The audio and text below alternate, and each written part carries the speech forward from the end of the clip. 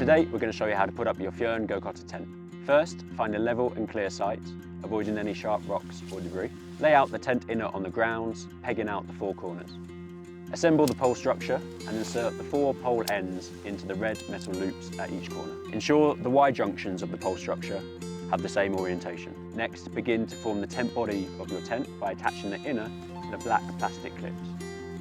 Then, finish forming the tent body by attaching the crossbar to the black plastic retainers. Align the rain fly with the tent and put over the tent body, attaching at the four corners.